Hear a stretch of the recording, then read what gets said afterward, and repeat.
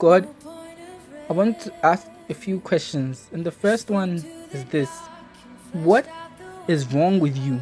What kind of a supreme being whose only hues of verbs and adjectives and prepositions separates day and night, light and darkness, calls the planets into existence and the sun into radiance? What kind of a God in whose breath the whole universe is held together, at whose laugh the mountains run for cover, in whose presence eternity is made to surrender?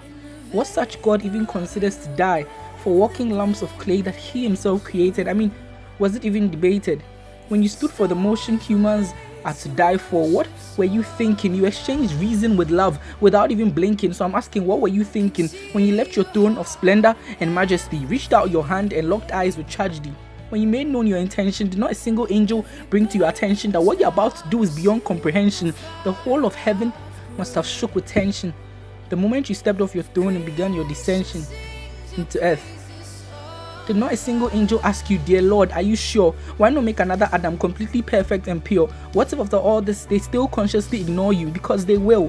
What if after all this they choose entertainment over evangelism, pornography over prayer, use boring to describe the Bible, ridiculous to describe the resurrection, stupid to describe your sacrifice, and impossible to describe your existence?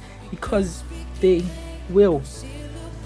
Why did you go so far out of your way to remove from the way the things stand in the way of me and you? You were nailed to the faith you had in us long before you were nailed to the cross. You stretched out your hands to us long before you stretched them out in the cross. You were prepared to die long before you breathed life into death. We pierced at your heart when we sinned, far before the soldiers ever pierced your side. And yet in us is your joy, in us is your pride. So eternally be the groom, and we'll just be the bride.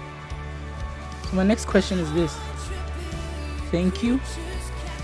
I mean, how exactly do I show gratitude to you? You who gave your all when we made it clear that we wanted everything that had nothing to do with you. You loved us the most when we loved you the least. On a cross-shaped table, you laid your life as a feast, and without appreciating it, we tore at you like beasts. When I was determined to let you go, you held me and loved me. When I broke my back for the love of this world, you held me and loved me. When I denied your existence, you held me and loved me. When I mocked you with insistence, you held me and loved me. When I stood firm in my falling self, you held me and loved me. When I was convinced I didn't need you, you held me and loved me. When I was convinced you didn't need me, you held me and you loved me. And I could never thank you enough, even if time stood still. So I bring you everything, my talents, my life, my will. I lay them at the foot of the cross on the hill. And if you still want it, I bring you my heart. It's tainted and broken and sinful and shameful. But somewhere in there is a whole lot of grateful.